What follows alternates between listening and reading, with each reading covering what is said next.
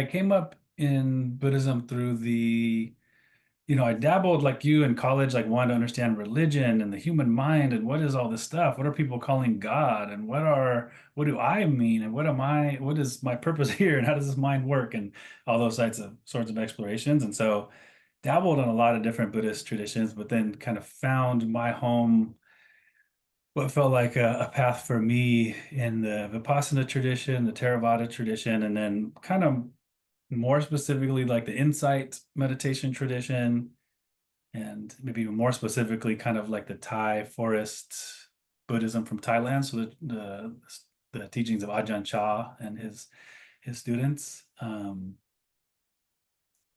And so coming up in that lineage, the kind of the Western version of that is the insight meditation tradition. So that's Spirit Rock Meditation Center here in the Bay Area, and then Insight Meditation on the East Coast, and a bunch of other centers that tend to be kind of like really silent practice retreat based.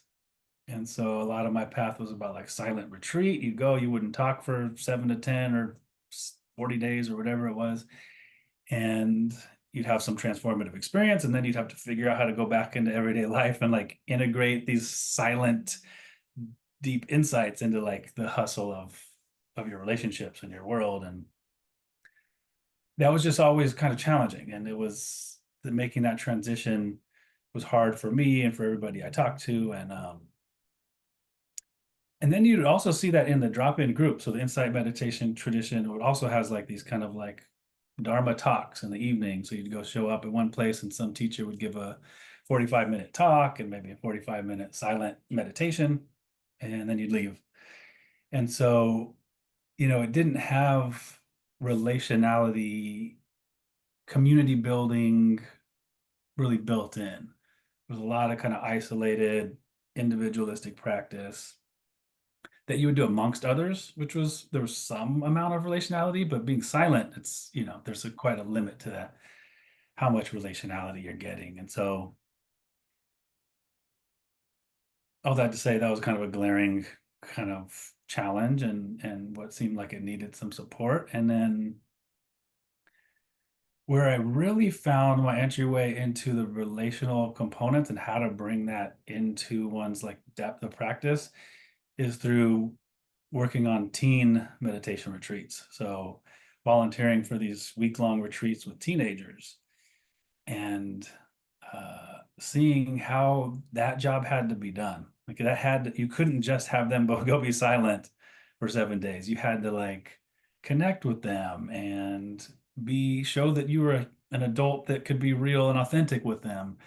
Otherwise, it just doesn't work. So there was a lot of kind of fun, playfulness.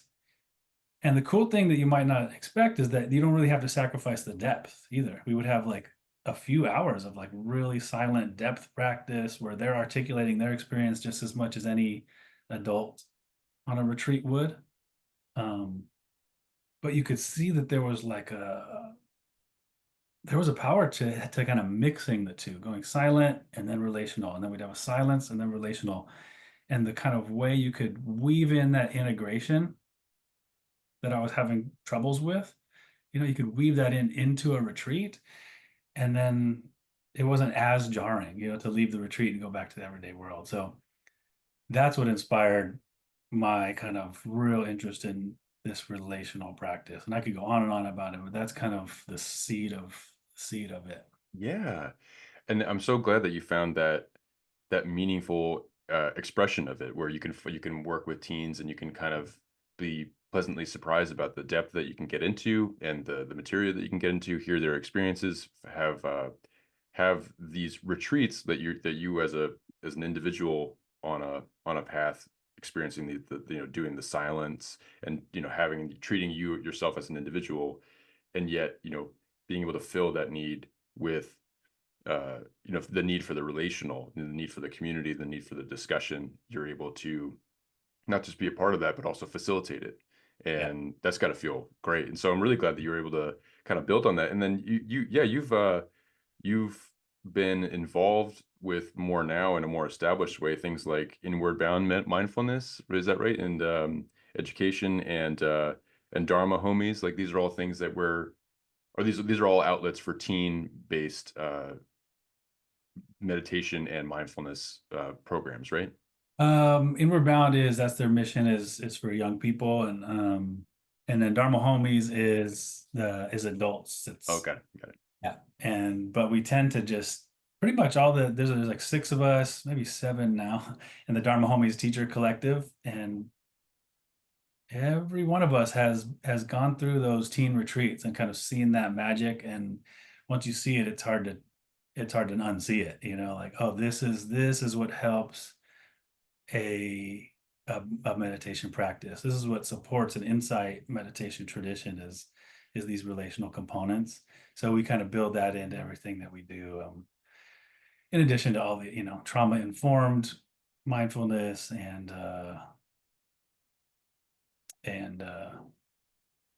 I don't know. I could go in on and on about all the things we integrate. Yeah, yeah, please, yeah, Yeah. however you wish. Mhm. And you and while we discussed that, I was also curious too about how working with teenagers, doing these facilitating these relational and also silent elements of a retreat in practice. And then when you go into Dharma homies and you start talking to adults, like what are some key takeaways from the teenage retreat experience that you bring into adults, and how does that land with some of the adults? Yeah, yeah, it's a good question. I do think I'm particularly skilled at it to pat myself on the back at figuring out how to meet an adult, and you're not going to force things on them. People have their ways and what they expect and their kind of defenses for good reason. So I'm not going to say like, now we're going to go play a game like we do with the teens. They're going to be like, ugh, and freeze up. I know it just doesn't work. And so I think what it takes is kind of being patient, meeting people where they're at and honoring that there might be resistance to doing some of the activities that we do. Because with teens, it'll be like, we're gonna listen to each other for a few minutes and like pay attention and then switch. And the other person gets to do mindful listening while the other person shares. And you go into a room of adults that are used to kind of the silence, you show up and you leave, you introduce something like that. You got to do it in a kind of like a bite-sized way. It's like, it's no big deal. We're just going to try this out. You don't have to do it, and just you don't even have to say anything. Just go ahead and just see what it's like to spend 2 minutes being listened to. Um, or then you kind of build up, you get the safety there and people feel comfortable sharing their voice, which is kind of new in these spaces sometimes. And you like steadily build it up. Okay, now we're going to go around the circle and we're going to listen to each person share. And we're going to notice with mindfulness what happens as you listen, what happens as it is your turn and you share. Like you can use your internal kind of mindfulness and your external mindfulness, seeing the environment, and kind of watch the flux and the interplay between the two, and like hold this as a practice. This is like a mindfulness practice.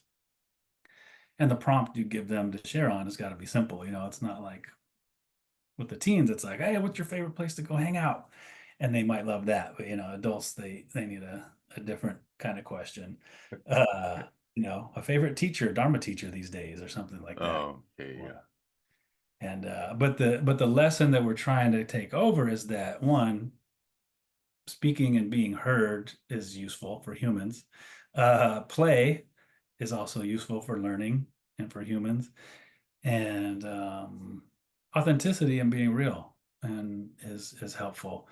And so um, finding ways to do that for the adults, and it's at first it felt like a risk to try to bring that to groups that weren't necessarily expecting that, but finding ways to do that over the past few years um, it's been very successful. It really does work for people. It's like a something that they were missing that maybe they didn't quite know they were missing or didn't know how to access that. You're not going to stand up in the room of silent practitioners and be like, hey, can we start talking to each other? And I'm going to lead that. Like, no one's going to do that. So it helps to have someone come in and kind of like gently usher some relating and relational mindfulness. Yeah, I would find that to be really helpful too, just in the sense of uh, just creating that space for people to slowly start to experiment with an added dimension or almost like an inherent dimension, like that Hmm. because I don't know how important it is within an insight community or a Vipassana community.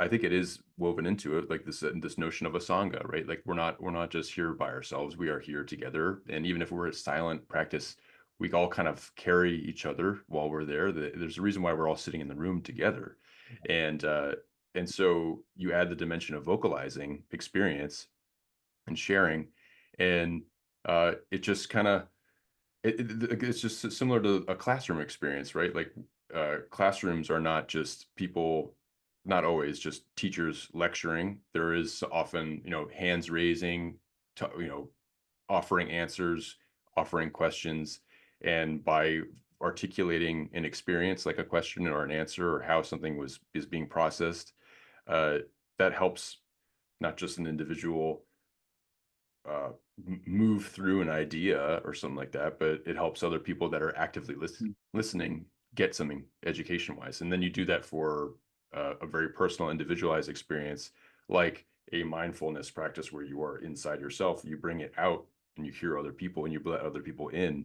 Yeah. It can create so much more dynamic uh, relationships and a sense of community. I'm really glad that you're able to do that. And yeah, like I, I I appreciate how you are able to.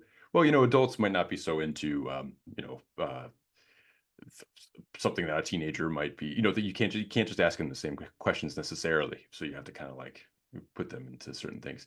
I would be curious how often you find when you're leading adult retreats, when you give them this prompt where you can say what your experience has been in a mindful situation, how people might be resident to unload, hopefully not too much. They didn't want to go beyond the 2 minutes, or maybe they end up doing it anyway and then they get kind of anxious about it. Or Yeah. I don't know if sometimes you can get in your head about being too mindful of a listening where you're like, oh my gosh, I was thinking about my stomach the whole time that Todd was talking. Like I don't remember everything that they said. Are there experiences like that you come up?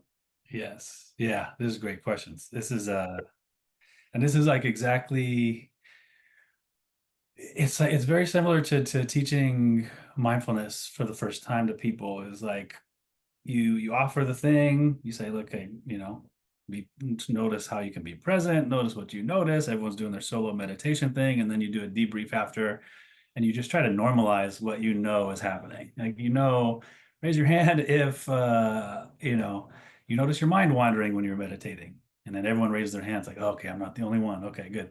Notice if you felt sleepy, and the other half of people raise their hand. So you kind of normalize what you know is going to happen. So like you're saying, you can kind of predict what's going to happen. And so you just kind of like sometimes ahead of time tell them, like 'cause if you're going to, anytime I do a introduction of mindfulness, and I'm going to say ahead of time, look, this is not about just clearing your head. So if you think that's what it is, you're going to, yeah, that's going to be hard. So you do prompt a little bit at the beginning to say, hey, we're going to listen to it for 2 minutes. There's going to be a timer. You're going to end at the timer. I'm going to help you guide you to switch at that point so you can make sure nobody's going to go over the time that way. The I'll even give the example at the beginning. I'll be like, look, even as I'm talking right now, you can practice mindfulness internally and externally. You're hearing me, you're seeing me talk with my hands. Maybe you're noticing your body. Maybe you have a body that's nodding, or you're tired or heavy, or maybe you're noticing a thought that's happening. Oh, when's this guy going to stop talking? Or, whoa, this is really interesting. The practice here is not to judge which one is right or what. You're just witnessing. What if you had this thought happen or this thought? Oh, that's what happened. Okay, we're just watching how the whole thing plays out. And so you kind of just normalize that people are gonna do all the things they do, and that the whole game, the whole idea is just to with a caring, curious eye, just watch the whole experience play out. Yeah. Yeah. Do you, as a facilitator of this, have moments where, like, do you allow yourself to also be mindful during these occasions in the same way where you are paying attention to how you yourself are being in that space? Or is it kind of hard to untie yourself from the I am an active agent in this that wants to make sure that the space is Mm, created and maintained in a way that can be conducive to mindfulness for others.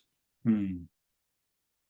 Yeah, I think as a facilitator, there's a little bit more. It's like useful to let my mind think about things and plan what I'm going to say a little bit. So a little bit I'm kind of doing, but a lot of it is these lessons that I've learned from doing relational mindfulness so much is that it just helps me stay present and track what's happening. It makes me a better facilitator, really.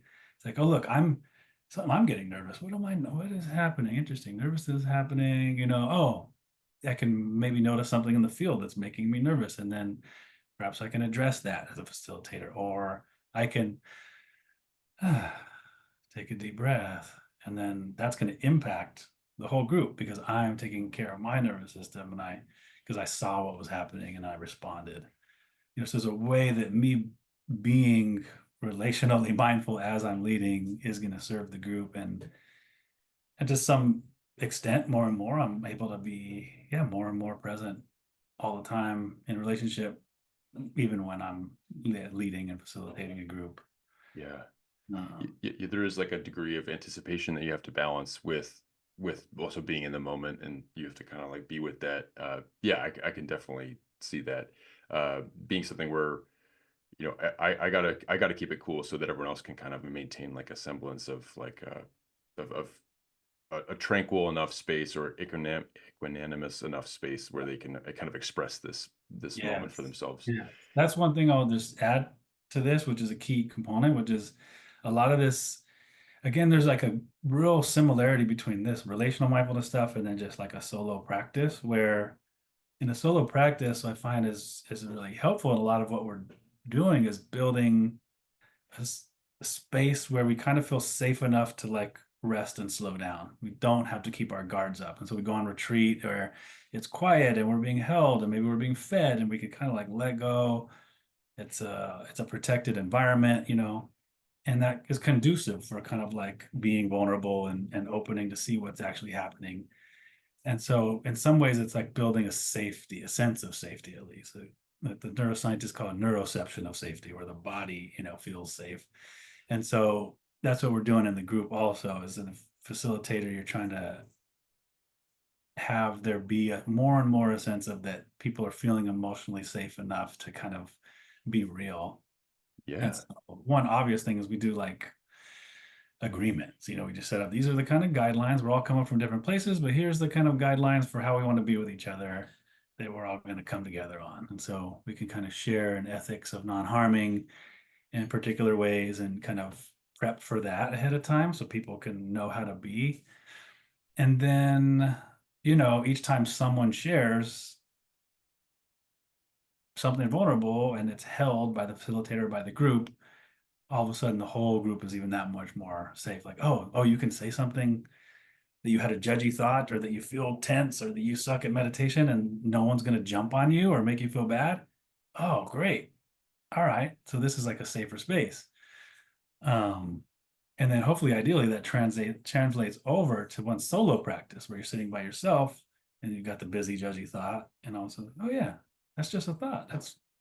I saw that happen. Like that. There's space for all sorts of things to arise without me needing to like get scared or control it. And yeah, I really like what you're saying about how it can influence the way that you approach a solo or individual practice later on, where because I know that when I try to sit zazen, I sometimes get disappointed that, well, I've been doing this for a couple of years now, and like what the heck, like I can't believe three yeah, seconds into sitting I'm already thinking about the thought from second grade or whatever it is. yeah, And uh I get down on myself about that, and then I go through all these different philosophical hoops about like why that's okay and all that. yeah, uh but if you're in a room or a space where people are offering their experience and the challenges of that experience, you can kind of see, well, it's not so personal. Like everyone has to deal with a thinking mind, and that's a really difficult thing to to contest with at times. And so you can bring that kind of patience in, or that kind of, well, while I sit here, while I'm thinking my thoughts, and while my thoughts are happening, this is a shared experience, even if I'm by myself. Like everyone's got to contend with these things. Mm. And then also too, like that retreat element where you go somewhere else, where you are not necessarily home, but you are in a place where you're being taken care of. You're fed. Your lodging is more or less set up. Your community is more or less set up. Your travel is limited once you're there. It lets your body kind of relax in a certain type of way.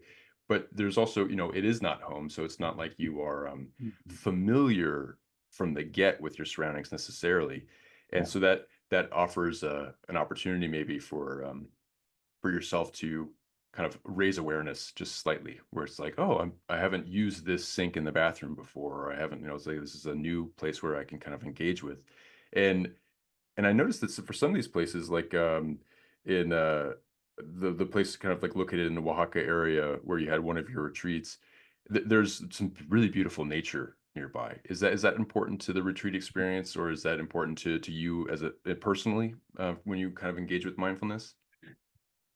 Yeah. Yeah. I think about leading retreats. I do think about this, like, for lack of a better term, just setting up safety. And like you said, people don't come in feeling safe. You don't fly to Mexico and go through Mexico City and like go, travel on a crazy bus to and then just feel safe. So it's, but even same thing at like a Spirit Rock or some beautiful retreat center in a beautiful place. Like you said, it's new and there's an adjusting period. So you kind of know that going in that the just safety might take a minute. It's going to look different for different people. There's factors of different people's identities that are welcome and feel safe really quickly. And then other people who are like, this is not necessarily like what feels like safety to me. And so you kind of have to, a lot of thought goes into and care goes into building all sorts of different kinds of safety. And so nature also not going to be safe for a lot of people. Some people are like, oh my God, there's bugs, it's terrible, there's ants. I feel the most, charge that I felt in a long time because there's these whatever animals. And so it's going to be a different pathway in for everybody. And so a lot of doorways and pathways into building the safety also. So yeah, sometimes it's one-on-one care for the people who aren't necessarily easily held by the trees and loved and feel safety. So you kind of check in with them, slow down, do some of this human relating that's gonna have them feel held, and then some sort of like um, you know, we're in an open at that retreat center, there's an open air kind of meditation hall where we can look out at the trees, but we're kind of contained and held. There's less bugs here and we kind of look out at the nature and you kind of slowly titrate and like bring in some of the nature and the goodness of nature that kind of seeps in underneath their kind of like scared walls. And you help them tend to the ants or whatever. So there's all those pieces. And then nature is just very supportive. It once you can kind of find people's ways in to notice the goodness of the nature, then it can hopefully be supportive for most people, if not everybody, but it's not as straightforward as you would hope. Um, but yeah, it sure seems like it's built in. If we were out in nature for so many millions of years of evolution or whatever it is, like my little 2-month-old baby, he's cooped up in these four walls, and there's times where it's clear all he needs is to be outside. We go outside, and then boom, he is. Yes, this is exactly what I needed. I just needed to take in these complex systems that my mind was wired to like be a part of and to notice and like just feels very like naturally resourcing. Yeah. You've just like sunlight, just the sunlight Yeah. break, just to get outside and fresh air, let wind that's been around the whole time The whole time. Yeah. kind of grace you with a presence and all that. Yeah. But yeah, that's a really kind and important thing that you do as far as like making sure that safety is accessible to everybody, and not everybody's, depending on where you're from, or your predisposition, like, bugs and nature like that and animals, and Yeah. there might not be that might not be the safest thing. So it's it's good to have that kind of approach where you can kind of let in, take a step out, take a step in, take a step out, and just kind of like see how you can integrate it in a safe way. Mm. But yeah, then you do have to tend to the ants. Like if someone is complaining about a bunch of mosquitoes in their tent or something like that, you do have to deal with it. Yeah, that's a really great thing that you're able to do, and that you're able to also just kind of give space for as you're doing that. And I remember you had mentioned that when I was looking it up too, that you have experience with the Thai forest tradition. Was nature kind of a big component of that too, or is Big that part. yeah, Yeah. yeah. What was that experience like? I mean, that tradition comes from like just forest wandering monks. Like that's just all they did was, you know, just being out amidst like tigers and things like that. Like when I went to Thailand and stayed at the monastery for a relatively short period, but I stayed at a kuti, like a little hut that's just open to the forest, and all night long is just the most searing, screeching insect sounds. It's just the loudest all night long. And you're supposed to sleep on this hard wood, and then there's a gecko that lives inside of your hut, your kuti, that just like does its little call throughout the middle of the night, and mosquitoes and all that. So it's very much a part of that practice. You're Yeah, embedded in nature. So I would say that's not accessible for a lot of people. But for yeah, the reason I was up for that challenge and found ways to adapt and then bring the Dharma and, like you're saying, some equanimity to what would, sounds pretty intense and, misery making.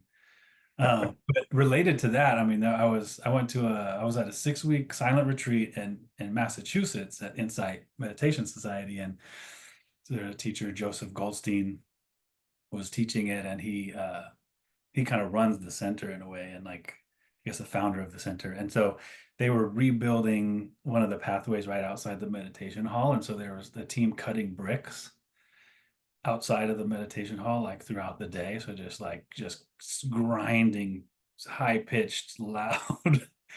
And at one point he was like, we could have asked them to do this like kind of on the other side of the property and work with us, but it's like whether they were doing the screeching bricks or not, like you're going to have the experience of screeching bricks in your, in metaphorically on a long retreat. Like there's going to be challenge that comes up, and this one's relatively benign, it's like it's not like something that's going to trigger people in the same, it's not like a harm being done to someone outside the hall. Like that would have been not appropriate, but screeching bricks similar to screaming insects, like it can be done, and it can be beautiful.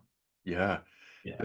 It's such a amusing, though I'm sure at times extremely challenging picture that you're painting with the bugs, just having this whole little orchestra of, or it sounds like it's more like a concert of of sounds and relationships and yeah, because in the picture, in the just thinking about the romantic idea of a forest retreat, you have like this like moonlight, and you have the maybe some wind rustling things, but you don't think about it being alive. Yeah. And The funny thing is, I think my friend made me realize this last year when we did a Panama retreat, and it was like a jungle, and he helped me realize like the Thai forest, and I think a better translation is jungle. Like I gotta look it up, but it's more of a jungle.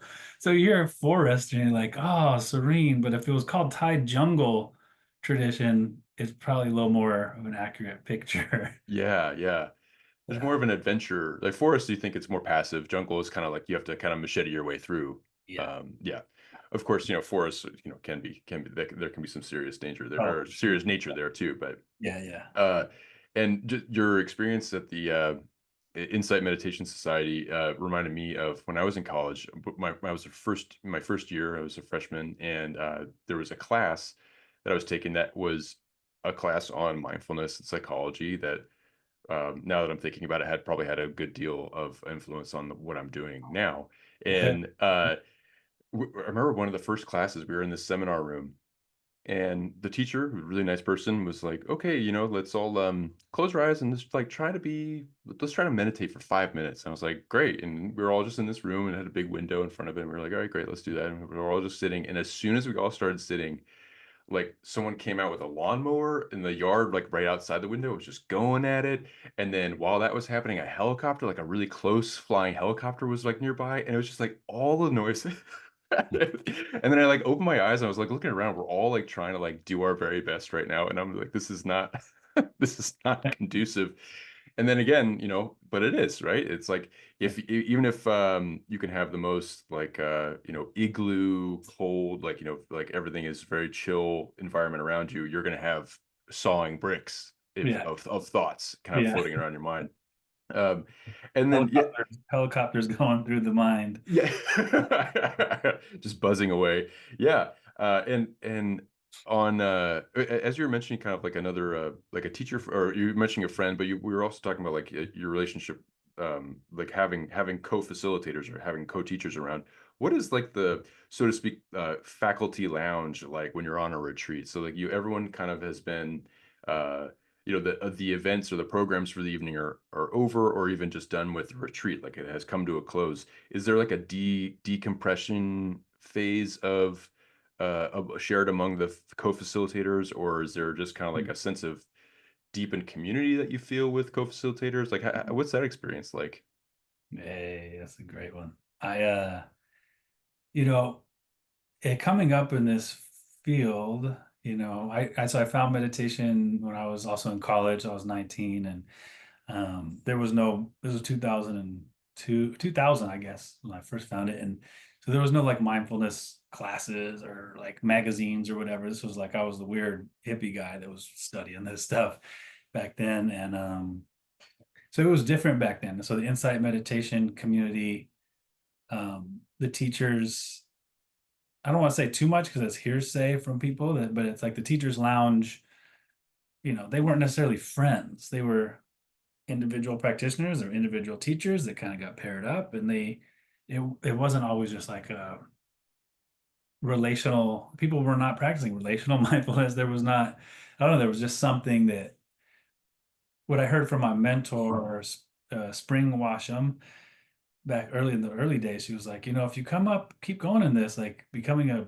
Dharma teacher can be quite like lonely. So that was her experience coming up as an insight teacher back then.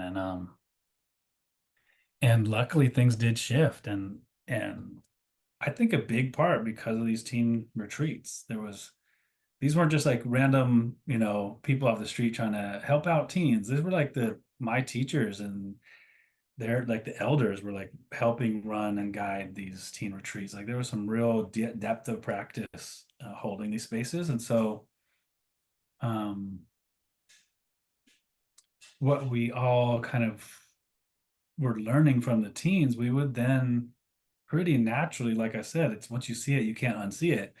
We would play the games that we play with the teens at nighttime. We'd go put the teens to bed, and then we'd go hang out and do the what they call hot seat or sweet seat, where it's this activity where one person gets everyone's attention, and you just get to kind of ask any question you want, and they just answers whatever they feel comfortable answering for 10 to 30 minutes or something like that. So we would be doing with the teens, and the teens are like having life-changing experiences and feeling held and loved in ways they never have. And then of course at nighttime we're going to go and we're going to play, and we're going to get to go on the sweet seat with our peers. And it was so, and then it's just fun. We got snacks and we're lounging around and we're joking around. But then it's like, hey, all right, we've been joking around. Like, you guys want to do a relational mindfulness thing?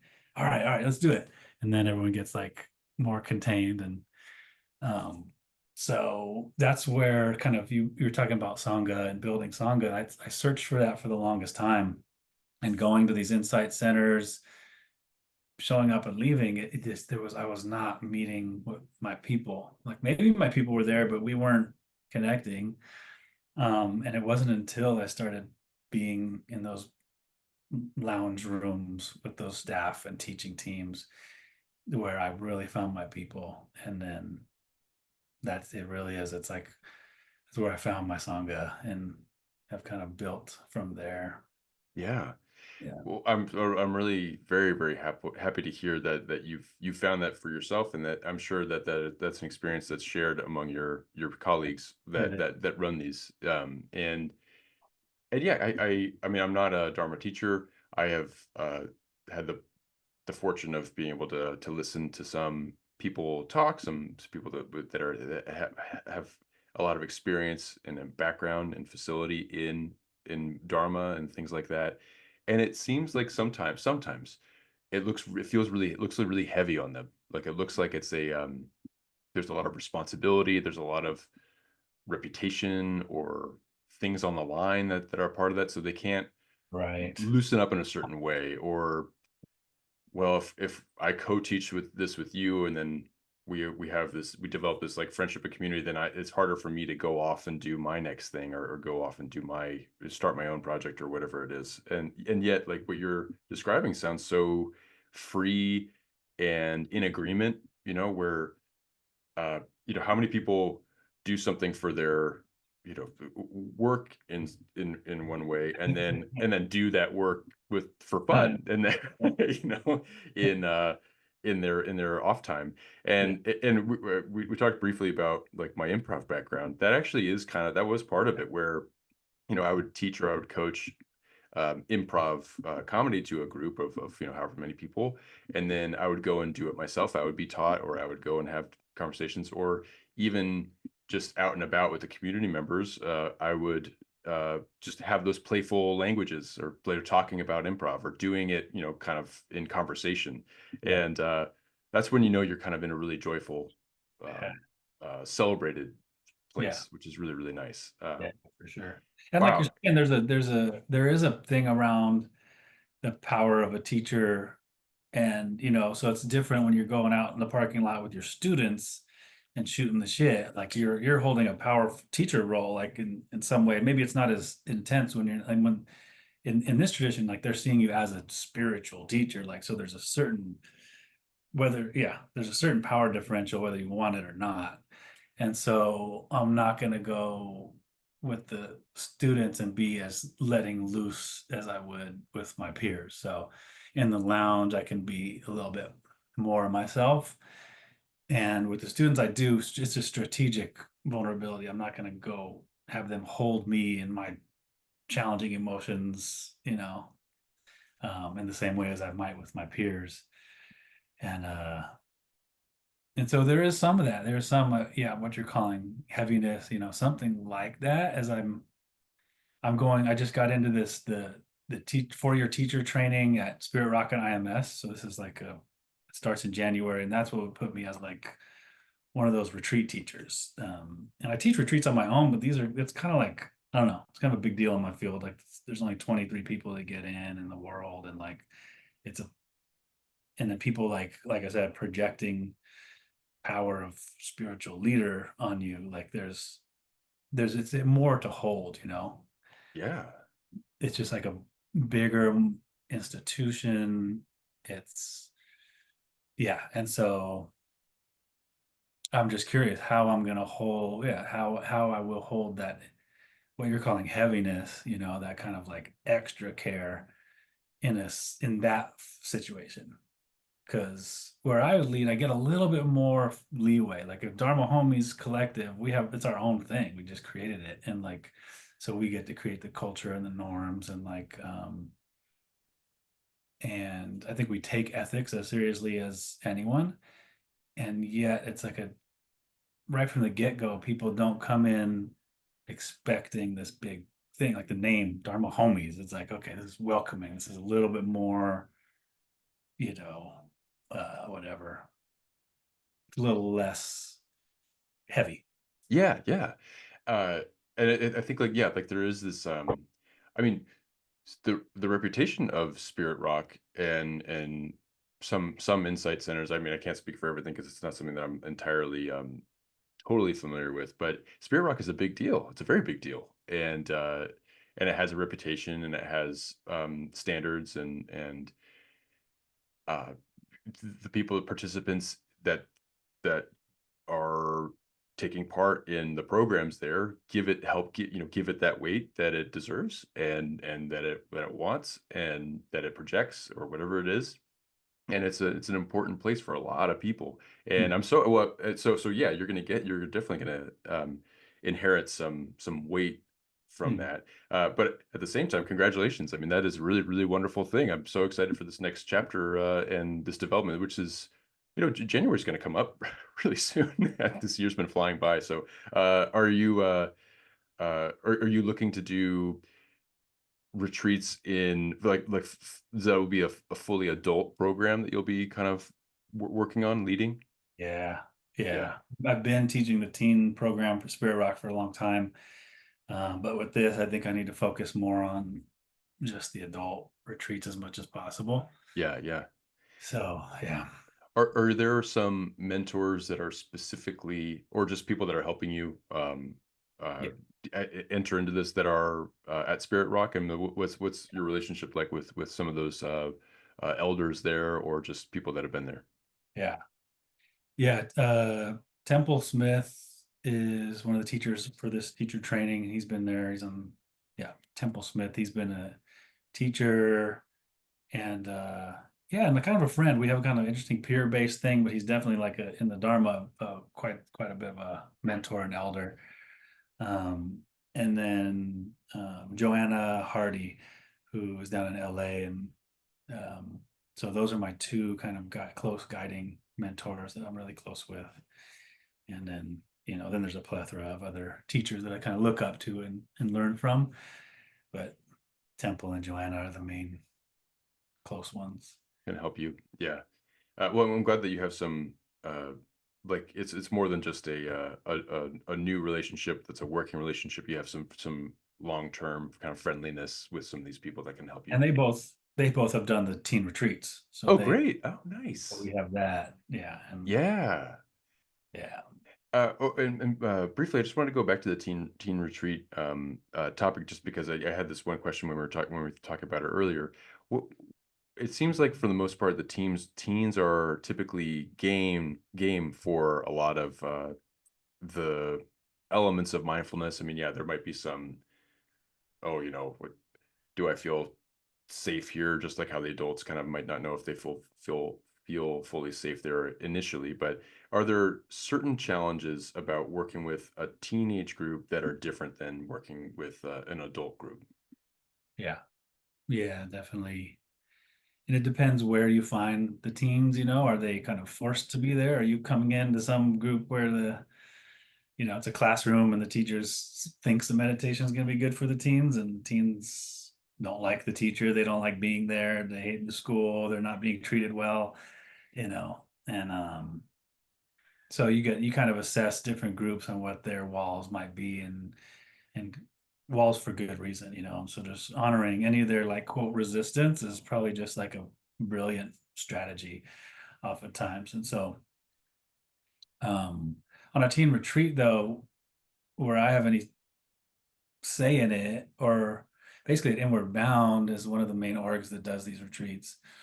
They have a basically policy where the teen has to really be clear and consent to being there, and like there's a phone call with them and making sure they know what they're getting into, and you may not know what it is, but you are really willing to try it. And so that's when it goes the best, is when everyone there is at least willing to try it. um, and then even with that, you'll get somebody who's having a hard time for whatever reason, or who kind of rejects it or doesn't get it or is feeling unseen and unsafe. And then, yeah, there's going to be different strategies for how to meet them.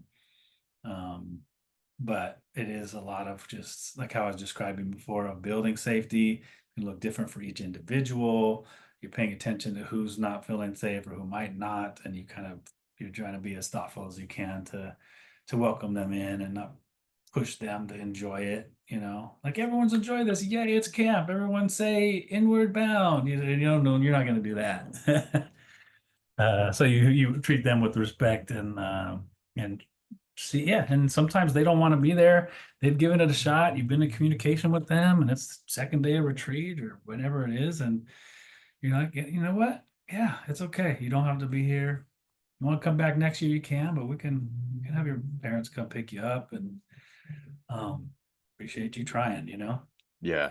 But for the most part, they're pretty good at building that safety, and people end up coming into the fold. Um, it's not an easy job, I'll tell you that, but it's remarkable what is possible. Yeah, and I really do.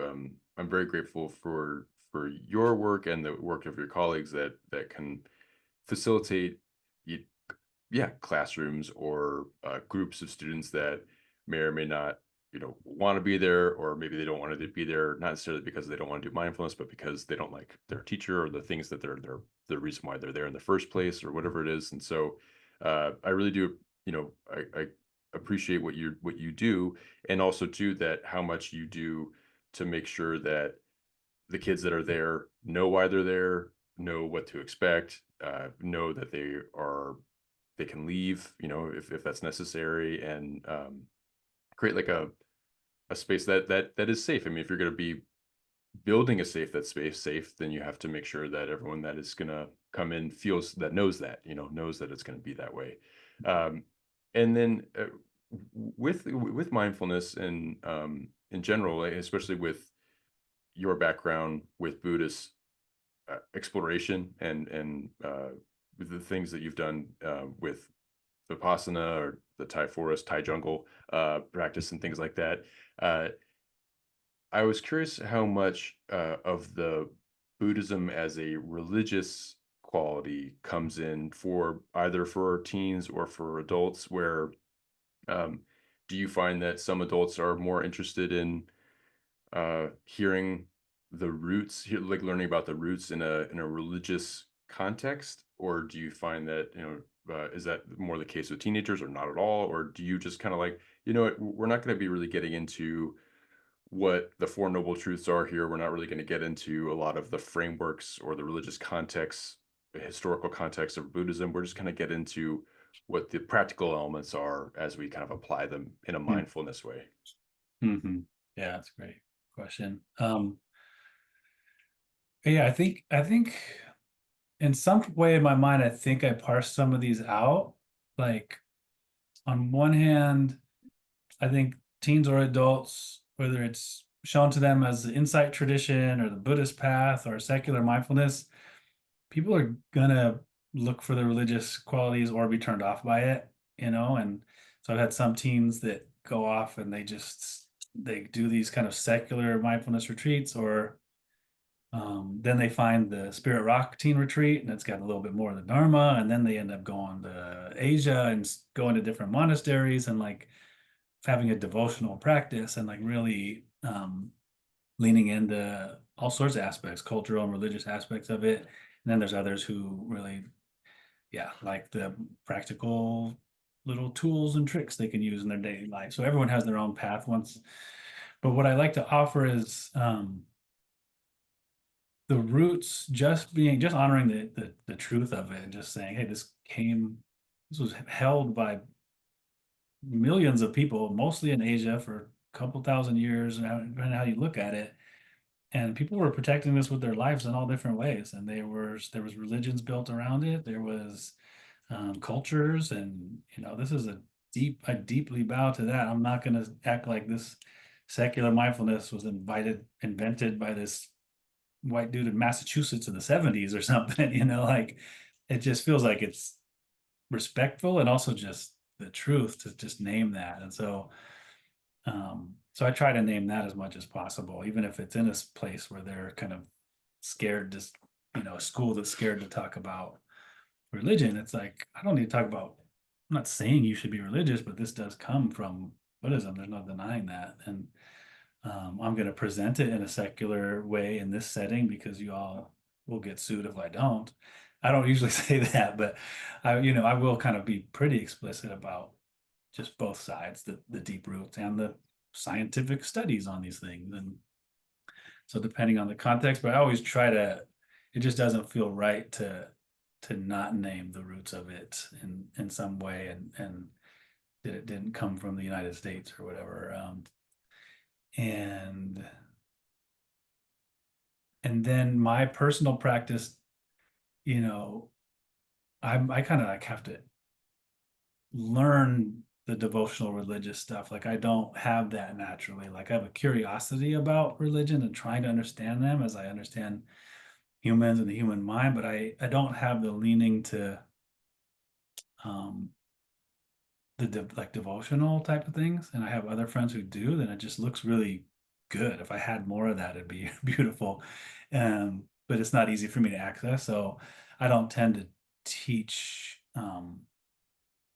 kind of in that like in that angle of like so I just teach from my own experience, which has a deep respect and there's a certain devotion that's internal I love learning and truth and I love the Dharma um and so I will try to incorporate to come to your other point was I will try to incorporate some of the main Dharma teachings and make it accessible. So I'll talk about, reactivity and craving, and I'll teach the Four Noble Truths. Just I don't necessarily always call it that, but I'll speak to that thing. Um, and I will, yeah, if I'm developing a curriculum or something, I will try to make sure to hit some of these deeper, liberating insights of Buddhism and just make it in a language that people will understand. Yeah. And from you discussing about your own approach to practice, I feel like that for some for the people that we're talking about, for the people that you serve and the people that you work with, I feel like you have a kind of almost a sweet spot where you have the utmost respect for the devotional quality. You kind of wish you had and could and might develop that more in your life at some point, or you at least have a respect for it, and then you also can see the practical elements kind of take shape, and you can reach the people that don't want the things that for whatever reason that's not their flavor. They want the elements that are Yeah. going to help them live that much more content or that much more mindfully. So yeah, I feel like that as it's a very special spot where you find yourself, and it makes the lessons that you find important that much more accessible to the people that you can talk to. And I know that because I watched a video of yours. uh I think it was made about 3 years ago, but you were talking about your background in how you got to becoming kind of a leader, like a mindfulness leader, and you had like a science approach first, and I think that you have some psychology background as well. Hmm. How has psychology paired with your personal practice, but also your approach with talking to people? Because I feel like you dove in deep, and you probably have some tools from that you draw on. Yeah. Yeah. The science part was just like I don't know, it was just like a mistake, basically. Like I'm good at math and I'm good at science, and I went to a research university. I didn't know that as a research university at the time. I just went to Berkeley thinking that was supposed to be a cool school that has cool hippie things. And then I graduated and I kind of like just they kind of just nudge you into research. So then I'm like got a job at UCSF on this psychology research study and that whole way of I understand the value of science and proving and empiricism, and then that's what gets the money to fund things, and then that's what spreads things. And but being inside of it and seeing how the sausage is made and seeing what the lifestyle of an academic researcher is like, it's like, I don't know. I just say it wasn't for me. Um, it's a way of learning, that some people really love, evidence-based, whatever. I guess it's hard for me to see like over the years, evidence-based things have just been terrible and oppressive. I was just listening to a podcast where it's like queerness was like a pathology until just a couple decades ago. Like science said that, so I'm a little bit I also honor and respect science and people who love science, and I will refer to those scientific studies for a particular group that finds that important. And because there's a ton of great science since then, and it's beautiful to have empiricism and not just anecdotes and people's stories. So again, kind of holding both sides, but I didn't want to go that route. So um, Yeah, what was the other part of your question? Oh, like so, but you have a background, or at least like within study that you have within psychology, and I feel like you kind of bring that Yeah. language or bring that approach into some of your trauma-based mindfulness classes and things Yeah. like that. Yeah. So then, yeah. So it's like the difference in my mind is kind of difference between what I thought I was getting into at Berkeley, which was psychology.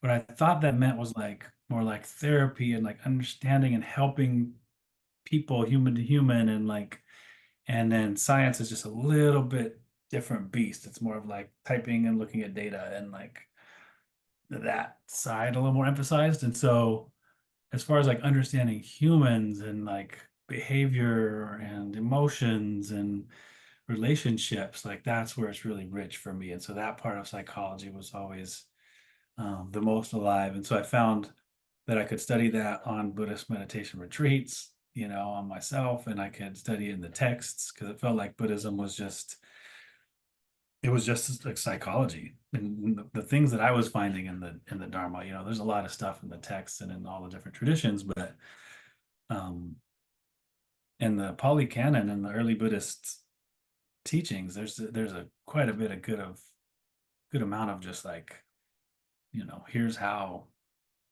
this causes this and this causes this, and check it out for yourself. And this is how the psychology maps itself, and this is the pieces. And it was just very kind of accessible to that my kind of mathematical, scientific kind of brain that could understand the concepts and how the mind works, and then expanding over time, learning like the whole relational piece. It's like, oh, it's not just what's happening in here, but it's how the world is shaping my pieces and how my relationships and how my behavior in a relationship could set up safety or not safety. And then what does that lead to? And then just understanding how humans heal and how humans thrive and how humans respond to harm. And that's just been very rich. And it feels like the Buddhist psychology is just a fountain of support for understanding how to how yeah how psychology really works.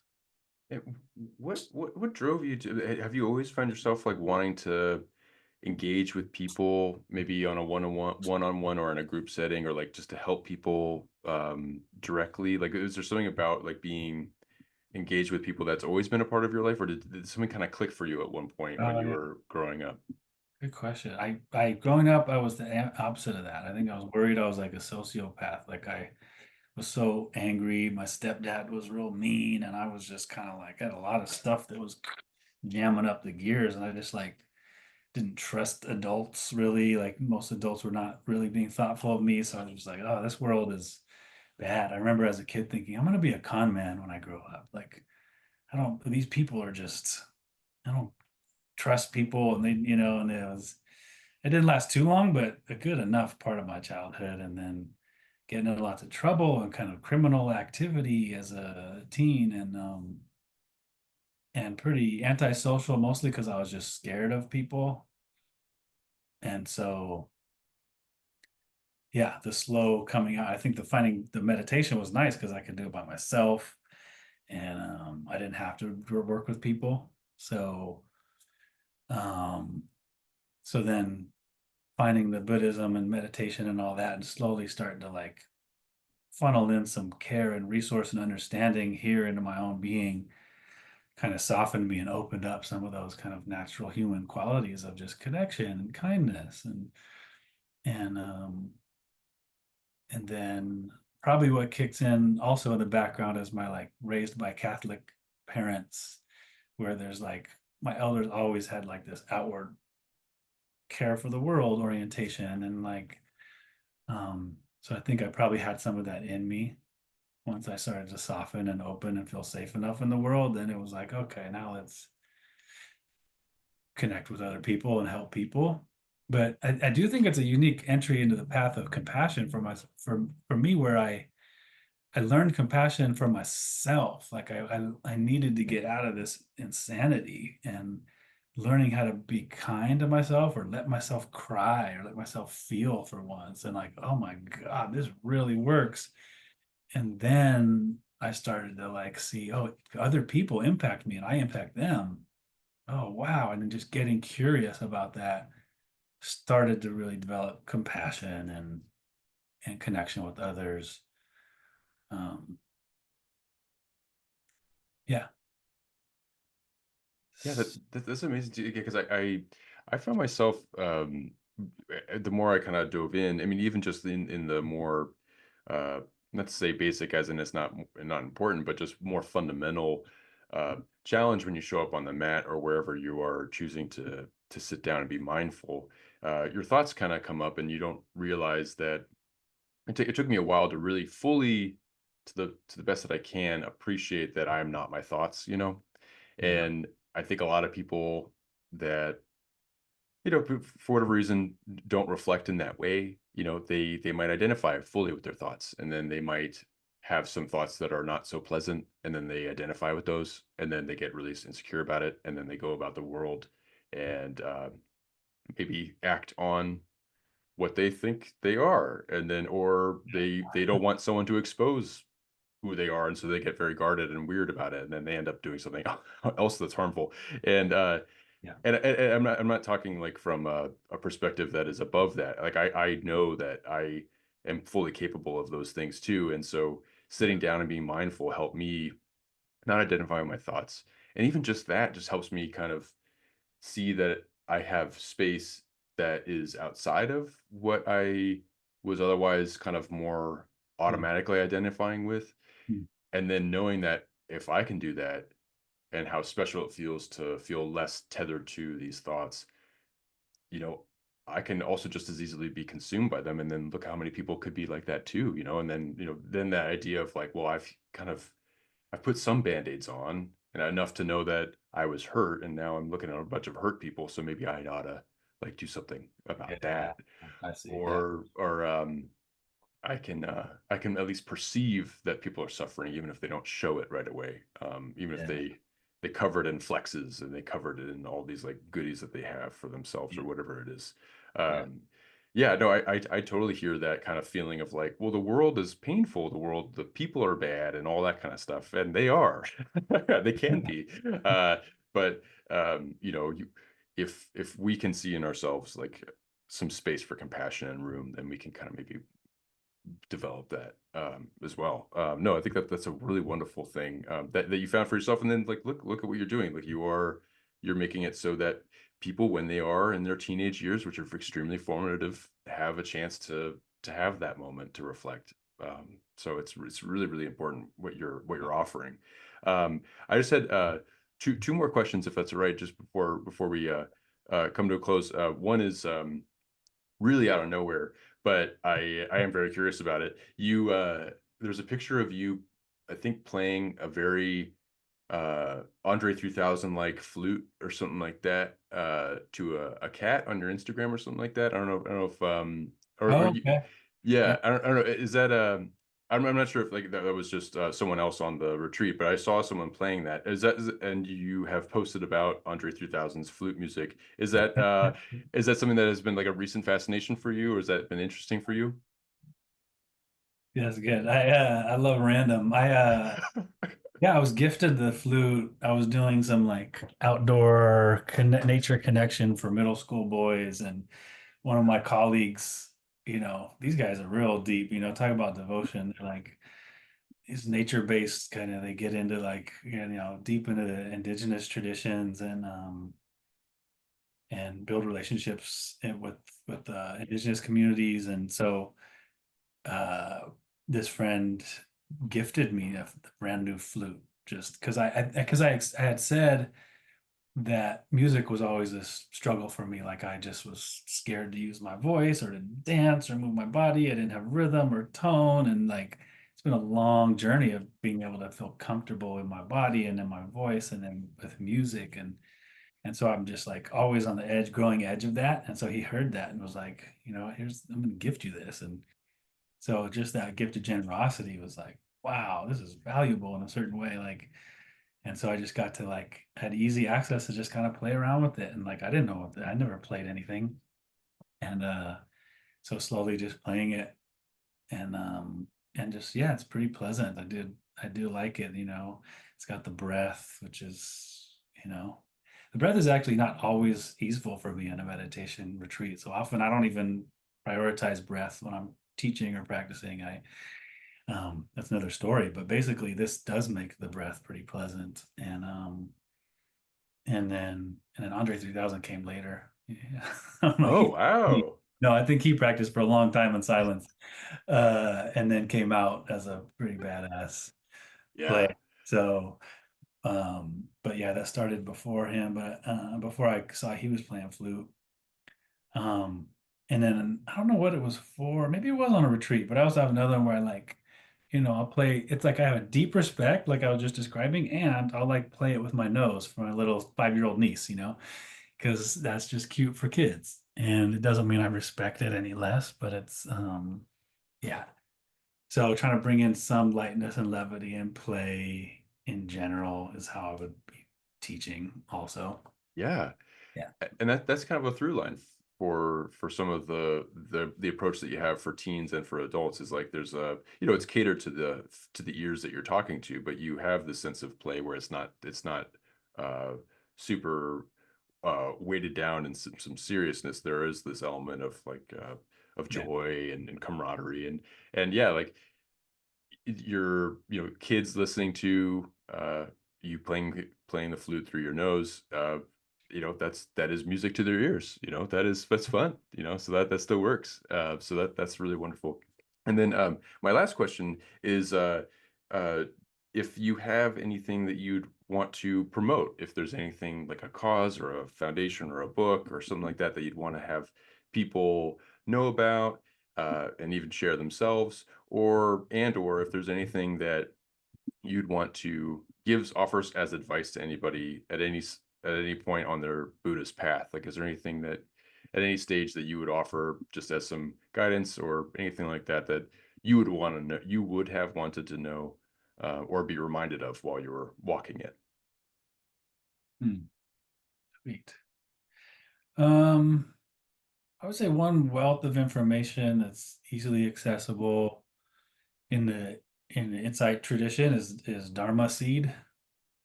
And maybe it spans traditions a little bit, but it's a lot of Dharma Seed is or dharmaseed.org, or there's an app, Dharma Seed, and it's got like thousands and thousands of Dharma talks from like for free, just with every teacher that I can think of, monastics and lay teachers. It's just a wealth of information that is just there for free anytime. And so there's guided meditation, Dharma talks from retreats, Dharma talks from an evening. So that's just the biggest wealth of information, maybe a more accessible entry point for beginners would be the 10% Happier app. That's all insight meditation. All the other meditation apps, like I don't know as much about them, but they can be anything. It's not like a one deep tradition where there's these particular teachings and guidelines. It's like, so 10% Happier, you can find some of this stuff in little sound bites. So like a 5-minute little thing. Um, and then I wish I had known about something like Dharma Homies. That's my teaching collective. That is just, yeah. If that just what you've heard so far, it sounds any interesting at all, like you're not going to find that style of teaching many places. So Dharma Homies, in some ways, it's tooting my own horn and promoting my own thing. But if I knew of other ones, I would say them. But Dharma Homies has a lot of cool, accessible, fun, deep, safe spaces that we create. So retreats coming up and online programming. We've done 4.5 years now of 7 days a week online morning mindfulness. So every single day, not a break, no weekends. We've gone. So that's just a click away where you can join in a morning meditation if you're on the West Coast or during the day, other places. I think yeah, there's like you have a Zoom link on, is it dharmahomies.com? Is that what it is? Dharmahomies.com. Thank you. Yeah, Yeah. yeah, yeah, yeah, of course. Yeah, of course. Yeah. Yeah, because I checked out that web. I've checked out a lot of the websites and the foundations and causes that you're a part of, and Dharma Homies has a really welcoming site, and it breaks down all these retreats and a lot of different. It gives you some pictures and some ideas of what it's like and different profiles on the teachers. It really is a cool resource. And then I think on some profile of yours, you give a lot of credit and praise to Dharma Seed, and then you have listed your teachers for inspiration. That's such a really wonderful resource to have, where you kind of share and offer, like, well, if you like what I have to say, there are so many Mm. other people that are available to deepen your understanding on. And so it's really wonderful. Well, That's AnthonyMaes.com. That's where you'll find all that. So that's my Anthony, personal AnthonyMaes.com and Maes. Yeah. perfect, perfect. Yeah. Well, T, Anthony, thank you so much for speaking with me today. I really do appreciate you taking the time to talk, and especially with a newborn in the house. So I know. Thank you to Grandma and Mama over there holding it down. No, I really do, appreciate you being able to sneak away and to help out and to be with me for this. And I look forward to all the wonderful things that you have coming up, and in your soon to be teaching program coming up in January, or with Spirit Rock. I think it's really wonderful. So wishing you all the best as you approach that, and hope to check in soon. Oh yeah, I'm gonna send you one of these. You send me your address. We got little stickers. We got Whoa! so Yes, please. Oh, that's awesome. Thank you very yeah, much. Oh, I'll reach I'd out be to very. you. Oh, that's very nice. Yeah, no, I'll give that to you. And yeah, I'm excited about that. I did see some of the things you have available with Dharma Homies on it, and your branding is really wonderful. So I'm excited to have that for Thank sure. you. Well, thank you so much, Anthony. I really All do right, appreciate it. Bye. peace.